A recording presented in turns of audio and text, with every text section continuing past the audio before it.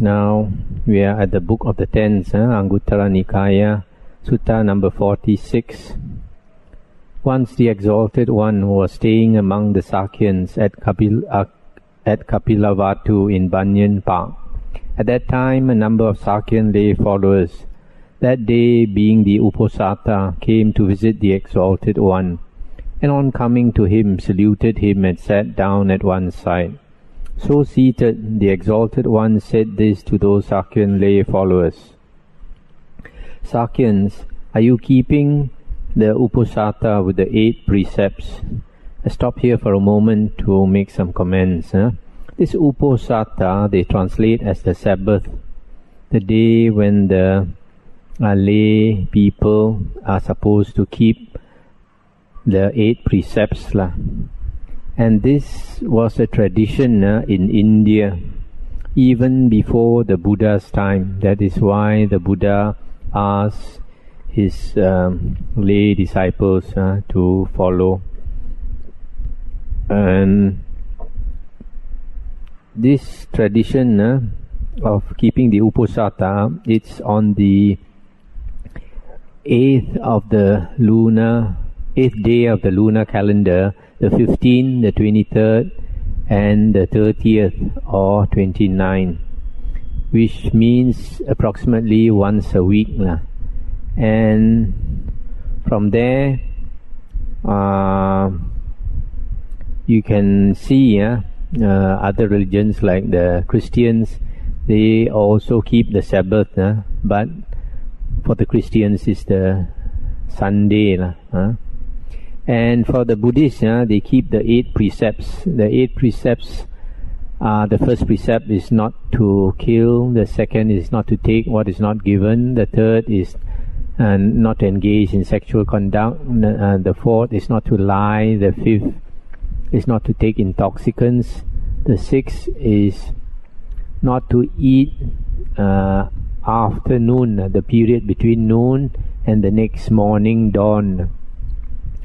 The 7th precept is not to adorn the body and also not to watch shows, not to enjoy music, etc.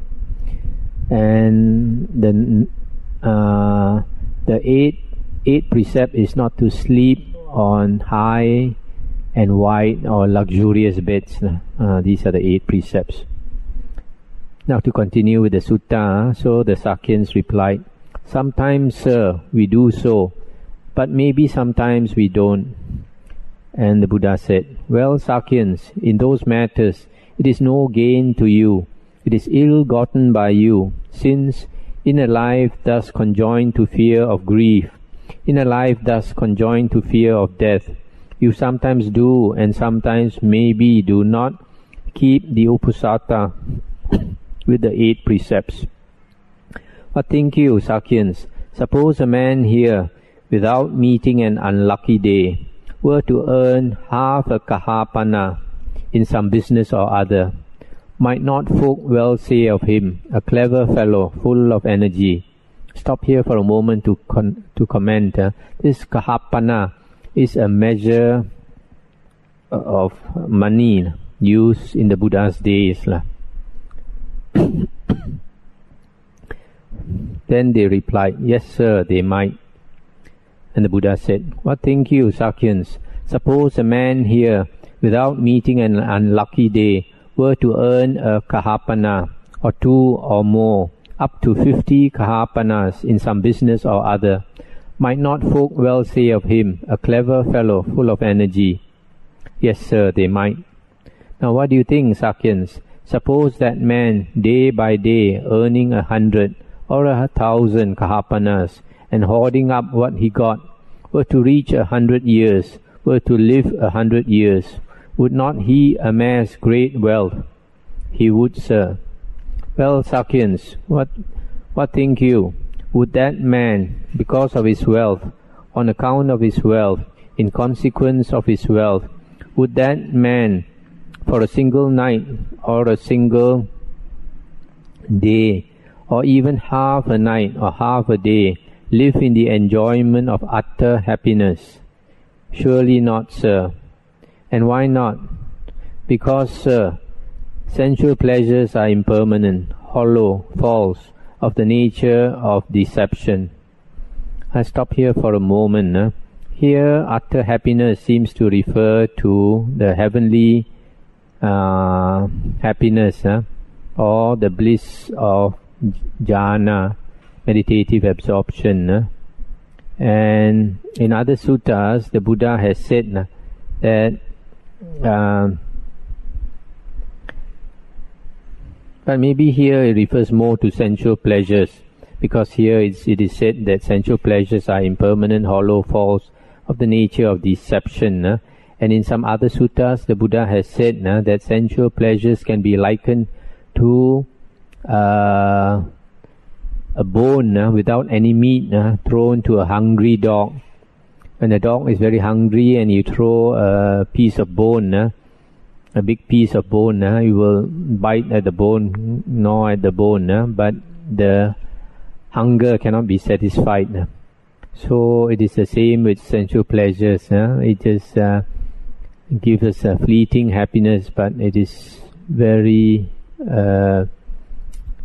very impermanent, and so that is why it is said that it is hollow and false, of the nature of deception.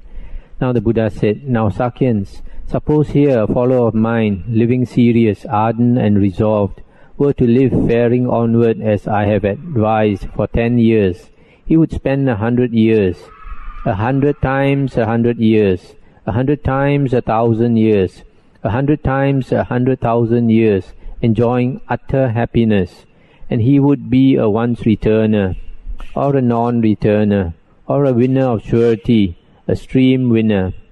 I'll stop here for a moment. In the heavens, the lifespan is in terms of millions of years. That's why here the Buddha said, such a long time this person can enjoy. A once returner is a Sakadagamin, is a person who has attained the second fruit of Aryahood. And a non-returner is an Anagami, the third fruit of Aryahood. And a stream winner is a Sotapanna, the first fruit Arya. Then the Buddha continued, let alone 10 years, Sakyans. Suppose here a follower of mine were to live faring onwards as I have advised for 9, 8, 7, 6, or even for a single year. He would live 100 years, up to 100 times 100,000 years, enjoying utter happiness. And he would be a once returner, or a non-returner, or at any rate a stream winner. Let alone a single year, Sakyans. Suppose here a follower of mine, living serious, ardent and resolved, were to live faring onward as I have advised, for 10 months, for 9, 8, up to a single month, or even half a month, even 10 days and nights, for 7, 6, 5, even if he were to live this for a single night and day, he would spend 100 years, 100 times 100 years, 100 times 1,000 years, 100 times 100,000 years, enjoying utter happiness, and he would be a once returner, or a non-returner, or a winner of surety, a stream winner.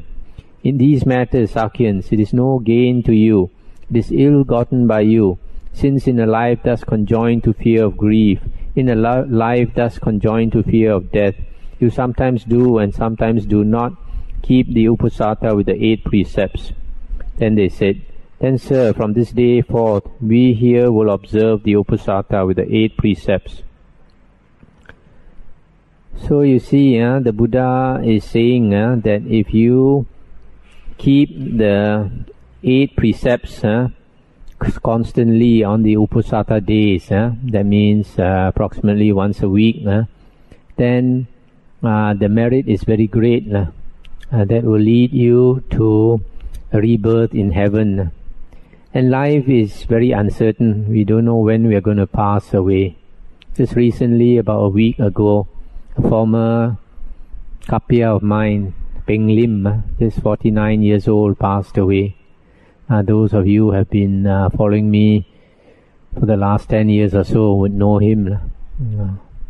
So you see, he's even younger than me. I don't expect him to pass away and suddenly just passed away. So life is so uncertain. We don't know when we're going to pass away. So we should always be prepared, as the Scout motto says. Sutta number 47. Once the Exalted One was staying near Vesali in great wood, at the house of the peak roof. Then Mahali, the Lichavite, came to see the Exalted One, and said this to him: Sir, what is the reason, what is the cause of doing an evil deed, of committing an evil deed? And the Buddha said, Greed, Mahali, is the reason. Greed is the cause of doing an evil deed, of committing an evil deed. Hatred, Mahali, is the reason and cause. Delusion is the reason and cause. Not having thorough consideration. Wrongly directed thought. These are the reasons, these are the causes of doing an evil deed, of committing an evil deed. I just stop here for a moment to comment. These 5 things, 5 causes of doing evil. The first one is greed. Pali word is lobha. The second is hatred, dosa. The third is delusion, moha. The fourth is not having thorough consideration, ayoniso manasikara. That means not having the ability to consider properly. The fifth one is wrongly directed thought, miccha panihitang. Wrongly directed thought. These are the causes. And then they ask, Sir, what is the reason, what is the cause of doing a good deed, of committing a lovely deed? And the Buddha replied, Non-greed, Mahali, is the reason. Non-greed is the cause. Non-hatred, non-delusion, thorough consideration, rightly directed thought, Mahali, is the reason, the cause of doing a good deed, of committing a lovely deed. These are the reasons and the causes of it. Moreover, Mahali, if these 10 dharmas or qualities were not found existing in the world, there would be here no proclaiming of wrong living and crooked living, or of right living and straight living. But since, Mahali, these 10 qualities are found existing in the world, therefore is there proclaiming of wrong and crooked living, of right and straight living. That's the end of the sutta. Here these 10 qualities probably refers to these 5 causes of doing an evil deed and the 5 causes of doing a good deed. That means greed, hatred, delusion, not having thorough consideration, wrongly directed thought. And then the converse, the other 5 is non-greed, non-hatred, non-delusion, having thorough consideration, rightly directed thoughts. So 5 plus 5 is these 10 dharmas. The first 5 contributes to wrong living, and then the second 5 contributes to right living. So greed, you all understand what it is. Hatred also. Delusion is not understanding the nature of things, not being able to see clearly, because most of us are enveloped by the 5 hindrances that cover us and do not enable us to see things as they really are. And then thorough consideration, yoniso manasikara, means able to contemplate a problem up to the source of it, up to the root of the problem. So not having thorough consideration is not having the ability to consider a problem thoroughly. Wrongly directed thought is the thought that is directed in wrong ways. For example, having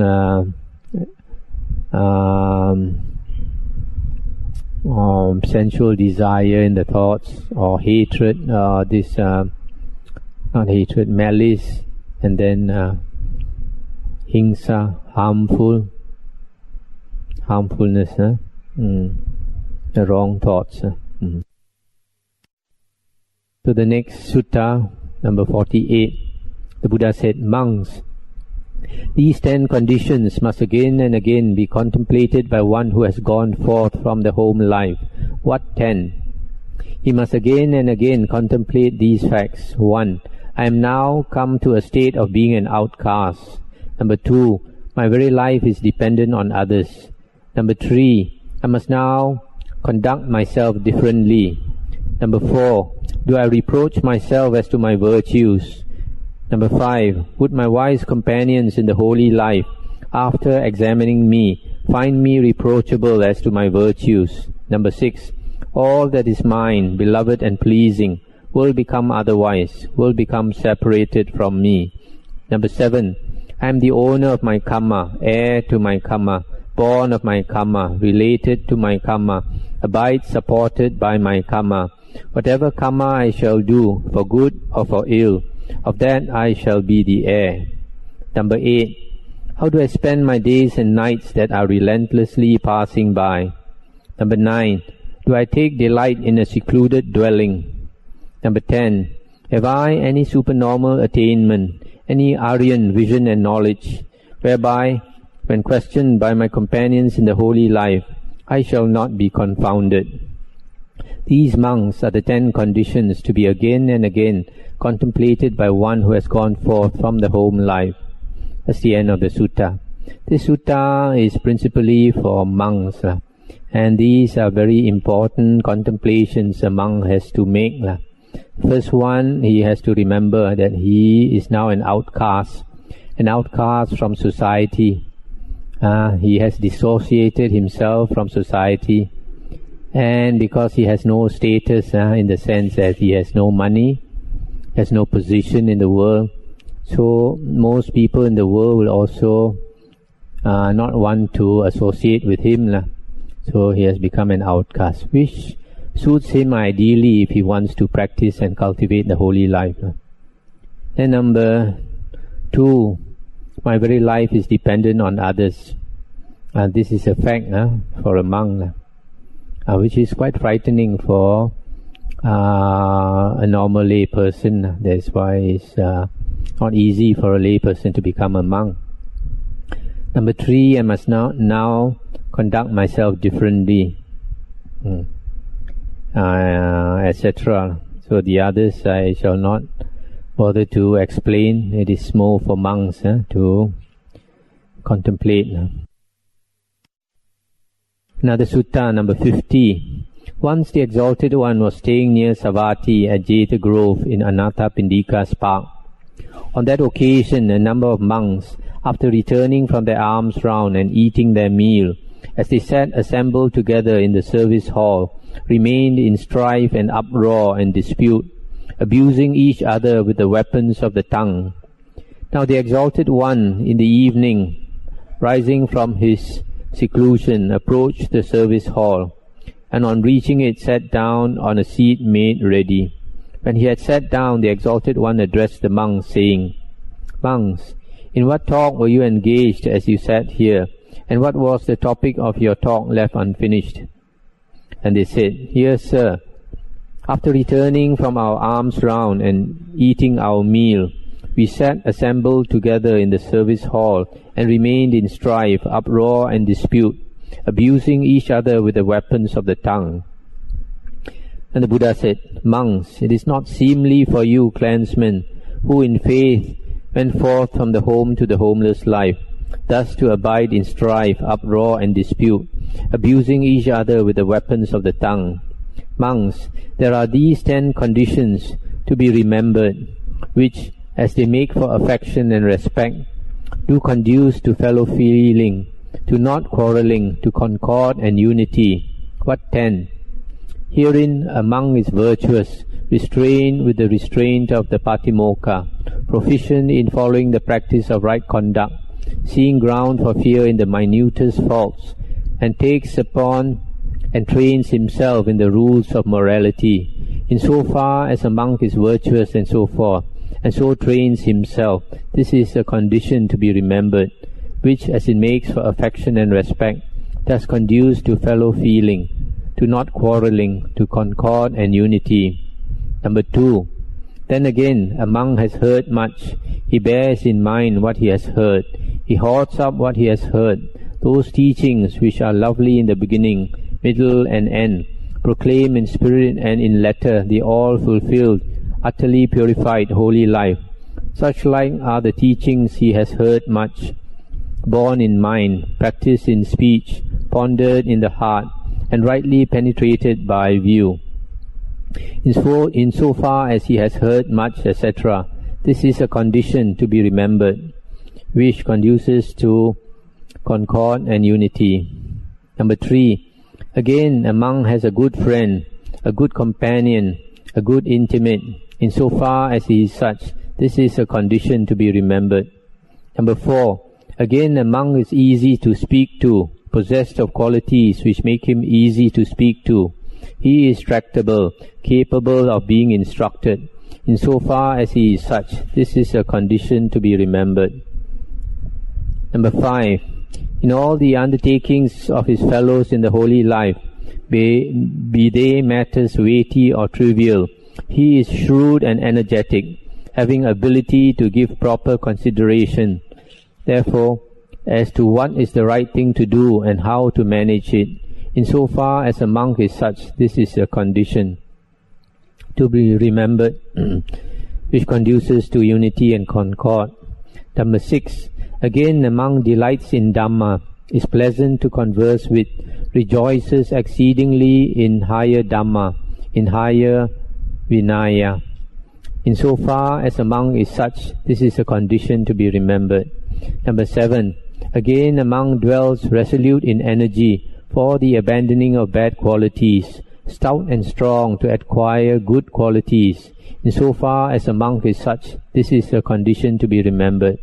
Number 8. Then again, a monk is content with whatsoever supply of robes, arms, food, bed and lodging, comforts and necessaries in sickness he may get. In so far as a monk is such, this is a condition to be remembered. Number 9. Again, a monk is collected, possessed of mindful discrimination in the highest degree, able to call to mind and remember a thing done and said long ago. In so far as a monk is such, this is a condition to be remembered. Number 10. Lastly, a monk is possessed of wisdom. He has wisdom for tracing out the arising and ceasing of things, wisdom which is Aryan, penetrating, going on to the utter destruction of ill. In so far as a monk has such wisdom, this also is a condition to be remembered, which, as it makes for affection and respect, does conduce to fellow feeling, to not quarrelling, to concord and unity. These monks are the 10 conditions to be remembered, which conduce to concord and unity. That's the end of the sutta. So this is another sutta more for monks, and also another very practical sutta where a monk is encouraged to cultivate these 10 qualities. Because they conduce to concord and unity, harmony in the Sangha. The first one, the monk should be virtuous. He should be restrained by the restraint of the Patimokkha. Patimokkha is the code of precepts, contains 227 precepts of a Theravada monk. So a monk is supposed to abide by these precepts as much as he can. Number 2, a monk should have much knowledge of the Dhamma, and he should understand the Dhamma, meaning the suttas, the discourses of the Buddha. He should ponder in his mind and understand these suttas. And this and the second thing that conduces to harmony and unity of the Sangha. Number 3, the monk should have a good friend. Here, a good friend is a Kalyana Mitta. In Mahayana books, they translate it as a good knowing advisor. He's supposed to be a teacher, a fellow monk who can guide a monk in the Dhamma Vinaya, in the holy life. Number 4, the monk should be easy to speak to, not stubborn. In other words, he should be willing to listen to instructions, to listen to advice and carry them out. That means he is willing to listen. Number 5, he should share in all the duties and work of the Sangha in the monastery, and do his best to carry out all the duties, whether it's a heavy duty or a light duty, as well as he can. This also conduces to harmony and unity of the Sangha. Number 6, a monk should delight in Dhamma, in the higher Dhamma and the higher Vinaya. Higher Dhamma, Abhidhamma, here refers to the higher teachings in the Dhamma, not the later 7 books, because the later set of 7 books of Abhidhamma definitely was written much later. So here in the suttas, normally when the Buddha talks about the higher Dhamma, he usually refers to those Dhammas that you cultivate to get out of samsara. Usually the Buddha mentions a set of 37 requisites of enlightenment. That's Pali is Bodhipakya Dhammas. And these 37 requisites of enlightenment is also equivalent to the Noble Eightfold Path. And here normally when the Buddha talks about the higher Dhamma, he also talks about the higher Vinaya, the higher monastic discipline. There is no set of books called Abhivinaya. Just as during the Buddha's time, there was no set of teachings called the Abhidhamma. Then number 7, a monk should be resolute in energy, should make a lot of effort to practice the holy life, to abandon his bad qualities and to acquire good qualities. Bad qualities are like greed, hatred, delusion, sensual desire, ill will, sloth and torpor, restlessness, doubt. These are the 5 hindrances. Jealousy, arrogance, etc. Number 8, the monk should be content with whatever supply of requisites that he receives. Food, robes, bed and lodging, medicines, etc. Contentment comes from within. It is a quality, and not dependent so much on outside things. It's a quality of mind that has to be cultivated. And number 9, here is talking about sati. Sati here, recollection. The definition is given here as in some other suttas. Is able to call to mind and remember a thing done and said long ago. So sati is the quality of remembering. And when applied to the practice of the holy life, it means to remember what you have to practice. That means to remember your object of meditation, to remember that life is anicca, impermanent, life is dukkha, suffering, and life is anatta, there is no self, etc. So this sati is a quality of remembering whatever you want to practice. So number 10 is a quality of wisdom. Wisdom to be able to see the arising and ceasing of everything in the world. Everything that arises must cease. Because if you see the impermanent nature of the world, then you can become weary, disenchanted with everything in the world.